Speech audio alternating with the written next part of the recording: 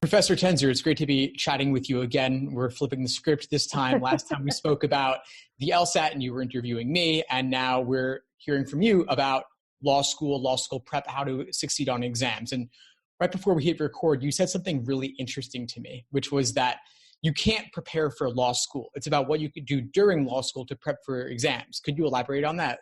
All right. So I guess the way to elaborate is to explain what we teach in law school. So I'm going to give you the hypothetical that I give all the time. Every semester, I walk in 2 minutes late to my class, very harried, and I tell a story about how my next door neighbor and I were in a tiff, and I went over to have words with her, and as I was leaving, my adorable cockapoo Muffy was scratching on the door and wanted to take a walk with me. I went over, I talked to my friend Patty, or not even my friend, and we got into a verbal argument. And Muffy, who has been with me for 12 years, is fiercely loyal, got so upset by the argument that she bit my next door neighbor. And I was charged with assault with a dangerous instrument. Muffy being the dangerous instrument. Now I will ask you, do you think that a adorable 12-year-old fiercely loyal cockapoo can be a dangerous instrument? I want your honest opinion. I suspect that your dog would not be considered a dangerous instrument. And why not? Because that's not the conventional use for little Muffy. Fair enough. And did you need to go to law school to make that argument? No, that seems like fairly common sense to me. Exactly. And so the question is, if all the law that you need is on the internet and everyone knows how to argue, I have 3 children, I know that they all know how to argue, then why are you going to law school? And the answer is because the reality is that you can't tell me whether Muffy is a dangerous instrument unless you understand, number one, that a dangerous instrument is something used in a dangerous way. And number two, that the court is going to look at how courts have treated previous dangerous instruments. So one of the things they're going to look at is the fact that I knew the dog was fiercely loyal. If I knew it was fiercely loyal, maybe I used it in a dangerous way. On the other hand, she was 12 years old. And my intent was to go over and have words, not to bring Muffy for the intention to bite my neighbor. And those arguments weigh against. So what we teach you in law school is how to read a case and how to argue facts of a hypothetical case or a new case or whatever your client's case is, based on the cases that we read in class. And that's a very long way of saying to me, there's nothing you can do to get ready for law school before you go to law school. So the summer before, and I actually have a podcast about this on my podcast, lawtofact.com, I interviewed 2 students and I said, what'd you do the summer before? 2 top students. One hiked the Appalachian Trail and the other worked in a bar. Because we're not teaching you, well, let me rephrase this. We are teaching you law, but we're really teaching you how to think like a lawyer. How to think in a way that's different than people who don't go to law school. And so you can't teach yourself that, and that's why you can't prepare before law school. And my suggestion is before you go to law school, do something that you'll never get to do once you're in law school. That's a great point. So you're suggesting the summer before, just relax and have your one last hurrah. Exactly. Yeah, I totally get that. And I think a lot of people will be happy to hear that they can relax and with guilt-free. But what about the gunners? I know I'm going to hear from people who are like, there must be something I could do. There's a variety of books out there. There are even some 1L summer prep courses. Are you suggesting that those aren't valuable or just not worthwhile? Or how do you frame that decision? Okay, so the first thing I tell everyone to do is watch my 2 favorite movies, Legally Blonde and The Paper Chase. Because believe it or not, those 2 movies will prepare you for law school. The first day in Legally Blonde, on the first day of class, Elle Woods gets called on and she's not prepared and the teacher gets furious, and that in fact can happen. Here's the thing about the prep classes, and I have to be honest, I teach in a summer prep class for diversity students. I look at the prep classes as the first bite of an apple. So if you are inclined to take one of those prep classes, understand that you're not taking them to learn constitutional law and you're not taking them to learn criminal law. You're taking them to learn how to be a law student, because the best law students are the ones who understand how to be a law student. So I call those the first bite of the apple, your first exposure to practicing briefing and all of that stuff. So I'm not adverse to them so long as you understand why you're going. And it's because the other thing I'll say, Steve, is that one of the favorite statements or cliches, I should say, among law professors is you take the professor, not the class. So 5 different professors will teach criminal law 5 different ways.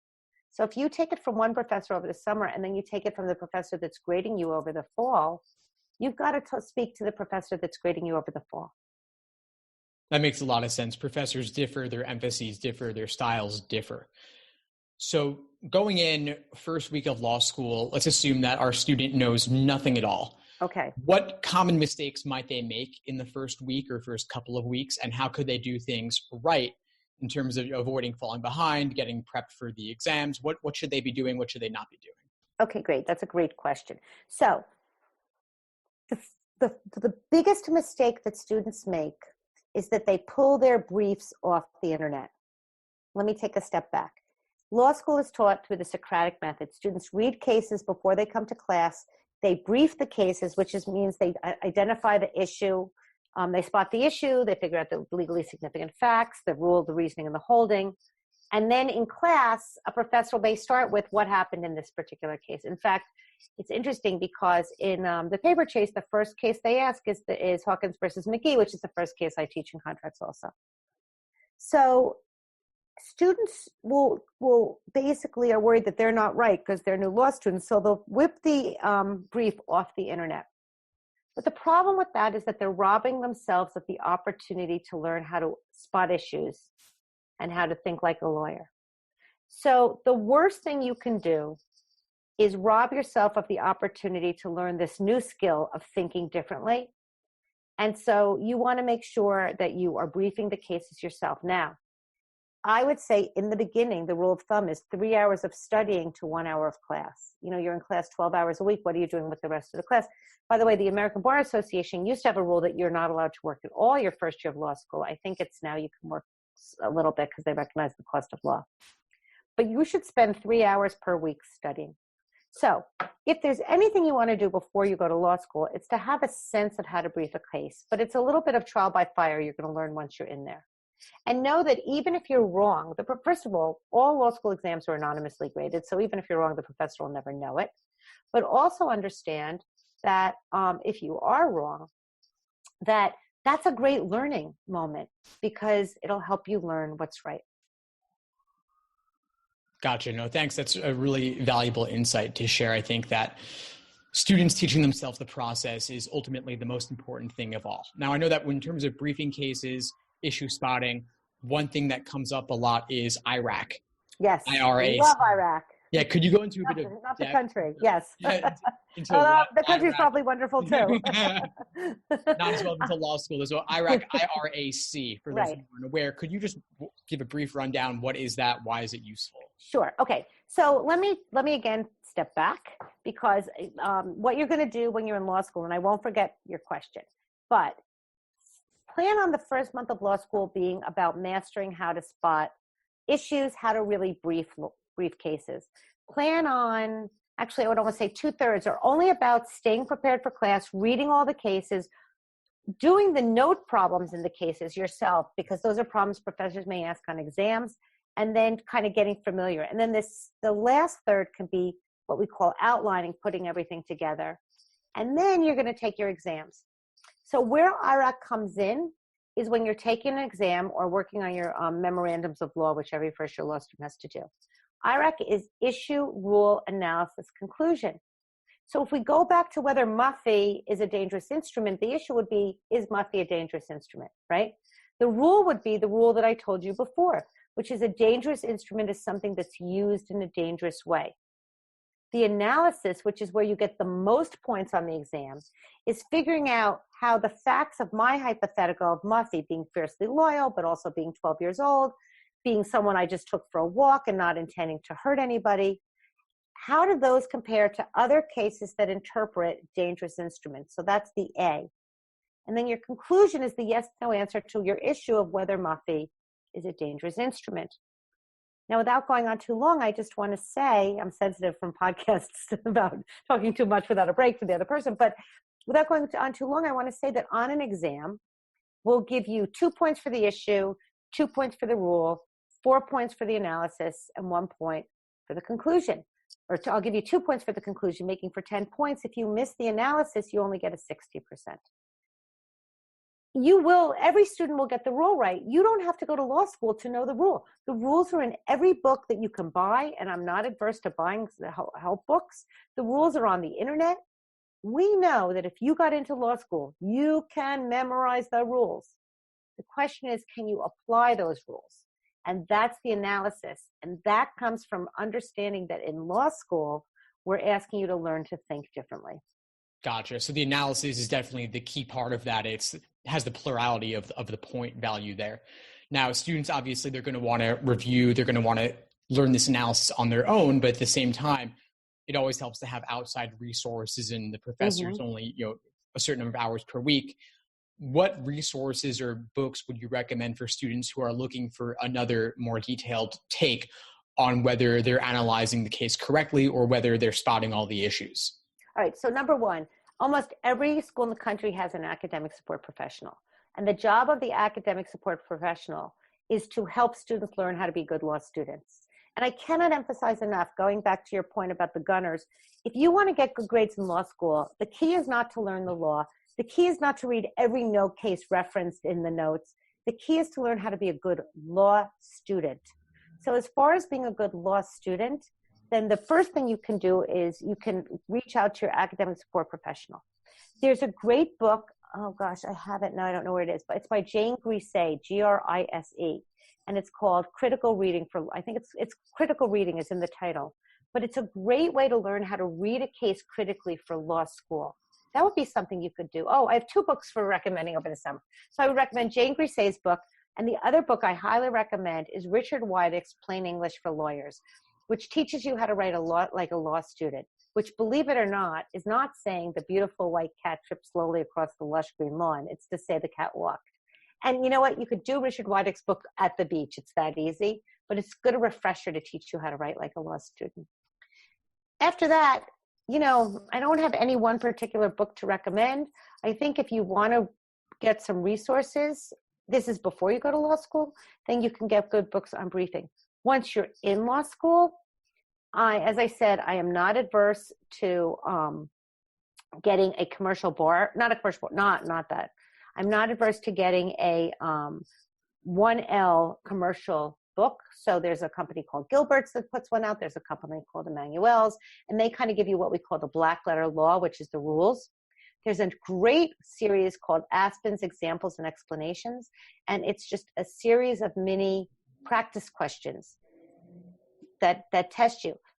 For those going to law school, let me just tell you that if you get a multiple choice question, the multiple choice question is not going to be a dangerous instrument is A, a cat, B, a dog, C, a cow. And it's not going to be, in order to prove murder, you need to do A, intent, B, reckless, C, negligence.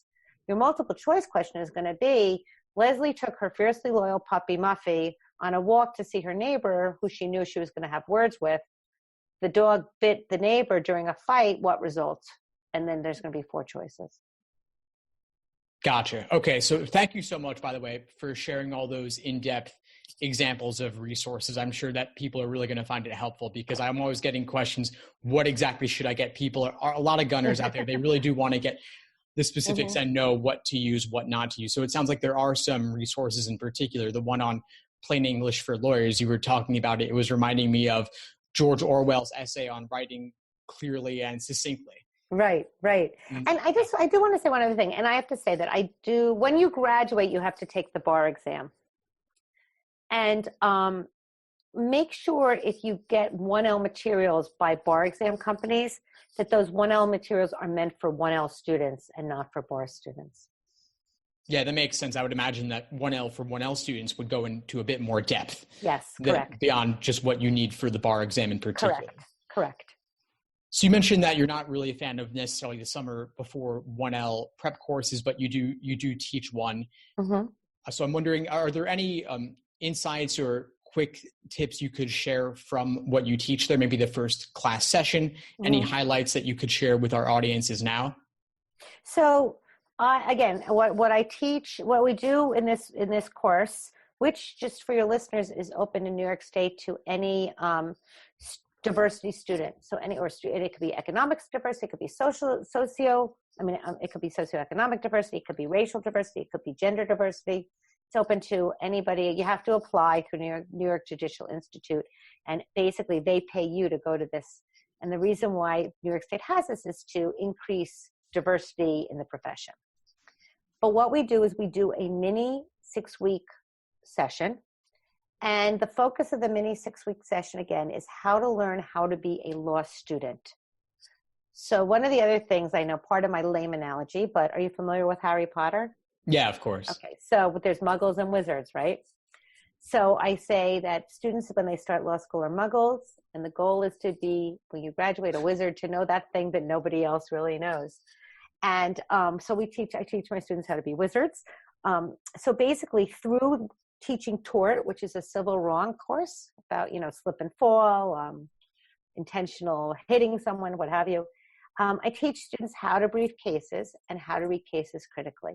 So without going to the course, without taking a course, as I said, if you get Professor Griset's book and you learn how to read critically, and if you get a book on how to brief a case, and you learn both reading critically and briefing cases, you are ahead of the game. The other thing you can do over the summer is you can relax. But one of the things you do not want to do is you don't want to get your case books and start reading ahead, because it's not necessary. You could brief the cases, but the reality is once you're in the law school classroom, you'll see that there may be nuances that you missed, and you also want it to be fresh. The other thing I've seen students do, which is a total waste of time, is that in the note cases of the books, they reference, for more information, read this law review article, or for more information, read this, case. Waste of time. A professor's never going to test you on that. That's in there for the person who really doesn't get something and wants to understand it better. I will, as I'm speaking to you, there is one thing you maybe could do. I don't think it's necessary, but if you're really anxious, then you can read the Nutshell series on particular topics to get familiarity with the topic before you go into the class. Well, that sounds great. I'm really glad you're telling people where to go for extra resources and where not to go. I can easily imagine a lot of the gunners going to those footnotes and think they're getting ahead of the rest of the class by going down those rabbit holes. But what I'm really getting from you ultimately is that it's not about the facts. It's not about the rules. It's far more about the application and analysis, which you can't necessarily do in advance. That's something more I'm guessing the professor will show you, and then maybe some additional resources along the way. That is exactly right. And that's why we don't have distance learning that much in 1L year. Those a little bit, but it's really about, I have all these silly analogies. I'm embarrassed now that I'm hearing myself, but we are your trainer for the mind. So as I explained to my students, you can't get great biceps without lifting weights over a period of time. Your mind can't be trained to think like a lawyer without practicing it over and over. And that's why you're in the classroom. I do want to say one other thing. I personally think laptops in the classroom in law school is the worst thing you can do. And I can tell you that I every year take a poll, and my students who do best in law school are the ones who don't have laptops. And the reason why is because laptops let you become a stenographer. And again, we're not teaching you to be a stenographer. Talk to any 1L law student and they will tell you that one of the biggest shocks was the fact that very little of their notes made it into the exam, because it's really about thinking. I'm really glad you raised that point, because aside from technology being a distraction, it's also changing the way that you interpret what's going on in the classroom. People just want to record everything like a transcript of what the professor said instead of thinking through it in the moment. And that's aside from all the potential distractions of the internet, which of course is not really necessary for the classroom itself. It's true. It's funny. I had a luncheon with my colleagues today, and I tape all my courses. And I don't care. I don't have an attendance problem. First of all, the American Bar Association doesn't let you miss more than 5 classes. I don't allow laptops, but I tape every class. And the reason I tape the class is so the student can go ahead and listen again. And the reason I do that is because I want them to focus in class on just thinking. Sometimes I'll make them put their pen down and, everyone twitches. But I just want people to think, to think through a hypothetical. And sometimes I'll ask a question and I'll make everyone think what their answer would be before I get to call on the person. That's a really great technique. I love that. I wish more professors would do that. No laptops, even put your pen down, just focus and participate on what's going on in the classroom. Right. Another big takeaway I've gotten from a conversation here is the idea of not memorizing facts, but thinking about how to think, learning a style of analysis, because that has so many parallels to LSAT preparation as well. It's not about memorization. It's not about flashcards. It's about changing the way that you think and analyze arguments, learning to think more critically and extracting the general principles. And Steve, you just brought up a point that is so important for your students and people taking the LSAT. The reason why the LSAT is one of the criteria for getting into law school is because we want to know what your ability to analyze is. We know you can memorize, but the fact that the same skill set is being tested is no accident. We're looking for the same skill. And, you know, I say to my students sometimes that the very thing that got them into law school, memorizing, all the facts to get a good GPA, does just a tiny bit for you to make to do well in law school. And that's the story. Definitely. Well, before we sign off, I have one request for you, one idea. You mentioned that you're taping all your lectures. Have you given any consideration to putting them on your podcast? Because I'm sure that a lot of the gunners want to listen already. Well, it's funny you should say that. And you bring up 2 points. We have a few more minutes, right? All right, so 2 points. One point is that my students asked me the other day, one of my classes, if they could be on my podcast, and we've decided that we're going to tape a class to show what a Socratic method is actually like. Which brings me to one of the things I wrote down just now that I wanted to say to you. One of the matters that causes the most anxiety for law students is being called in a class. Because you're in, and again, watch the movies. Or even if you just, I'll tell you another 3 movies. Google First Day of Class, Legally Blonde. Google First Day of Class, The Paper Chase. And also Google Denzel Washington, Tell It to Me in 2 Minutes. Did you ever see the movie Philadelphia? A long time ago. Yeah, it's an older movie. So in Philadelphia, Tom Hanks is this fancy white shoe corporate lawyer, and he has contracted AIDS, and he believes he was unfairly discriminated and fired from this fancy law firm, and he now he's suing them for employment discrimination, going up against this law firm. No one will take his case. This is in the 90s when AIDS was fairly new. And he can't get anyone to take his case. So he goes to Denzel Washington, who is this like schlocky, for lack of a better word, lawyer. It says toxic torts behind him. And Tom Hanks in character is explaining very eruditely what happened to him. And Denzel Washington leans back like this and he goes, "I don't get it, counselor. Tell it to me like I'm a 2-year-old. And that's what I tell my students to do on exams. Don't write for the professor, write for a client, because that's what we're looking for. The other thing I wanted to point out is that, so I guess getting back to before, when you're called on in class, you're in a class of 50 to 70 to 100 students, and you're called on, and it's the most anxiety-provoking experience. And you're so worried you're going to get it wrong. But every time you're not called on, you know the answer. And that's because I always say it's like playing Jeopardy. At home, you can do well, but when you're on Jeopardy, you can't do well at all.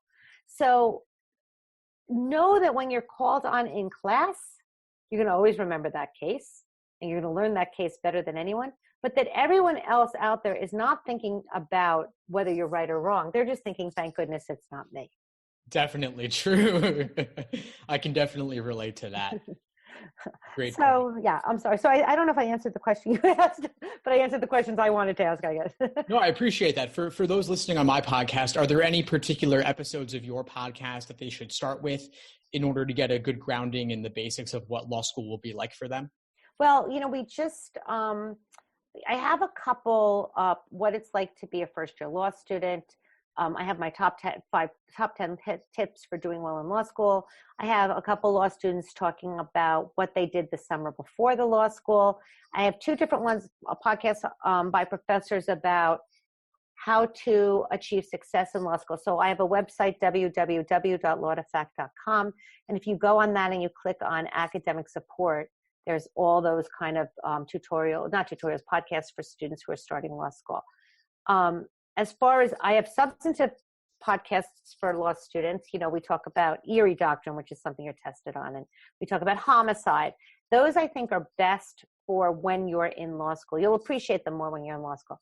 Welcome to listen to them ahead, but you would always appreciate them more when you're in law school. Definitely. Well, thanks so much for putting this great material out, the Law to Fact podcast. And I'm especially looking forward to the episode with the Socratic method done live in the classroom. I think it'll be really valuable for everyone. Well, thank you. I think you just pushed it up a few weeks. I'll have to get it out sooner. And I look forward to publishing my discussion with you on my podcast, which will be out this Tuesday. Great. Looking forward to it. And for those listening elsewhere, you can find this podcast. It'll be on LSAT Unplugged, which is my LSAT podcast. And Professor Tenzer, thanks so much for joining today. Thank you for having me. I appreciate it. It was fun. Take care. Bye-bye.